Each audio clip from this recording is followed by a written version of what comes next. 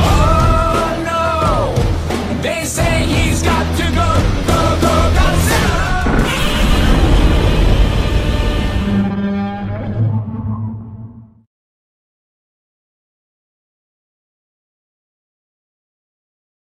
So let's plan out a story for Godzilla vs. Kong.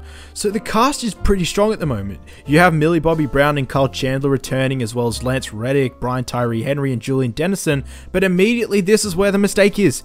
Sorry, but I don't want to follow children around in my Godzilla movie. It makes no sense. I would like a competent main character. Yeah, but one who isn't boring.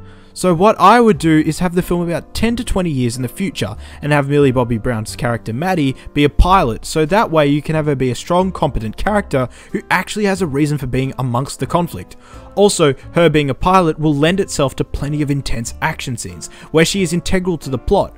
I'd have some sort of scientist, I'm not sure if he'd be Japanese. Like, we already did that, but he needs more charisma than to just dramatically say Godzilla's name and stare off into the distance. We call him Godzilla. I'd start the film off with a fly over Skull Island by the military, which they had been told to do by Monarch who aren't there. Maddie is one of the pilots and they go over the island, and of course with its strange thundery clouds. However, they are attacked over the island by a large flying creature, taking each of the pilots out one by one. However, as it approaches Maddie, it is taken out of the sky by a gigantic ape. Kong is now fully grown, and we see it pummel the bird into oblivion before Maddie escapes back to the ship crashing down. We get some development where she learns from a former Monarch scientist how the island should never have been explored, and then we cut to a Titan approaching land and a city panicking.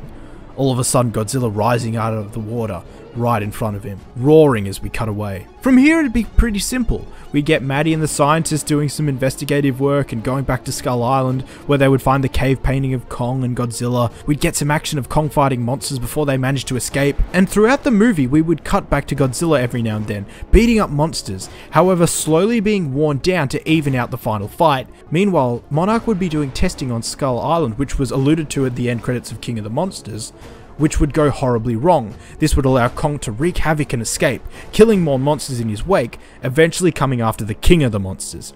We would get a massive third act fight, in no place other than New York City, because you have to have Kong there, and we could just mess up the entire city and have a little reference to the Empire State Building. Or while this happens, we could have Maddie in her plane, as I guess the government would be trying to nuke New York City, and she would have to carry out a mission to stop it. As to who would actually win that fight, I'm not sure. I'd guess Godzilla because he's got thermonuclear powers, and the posters have alluded to one will fall, but we all know that none of these guys are actually going to die. Did Superman die? No. Did Freddy die? No. Did Alien and Predator die?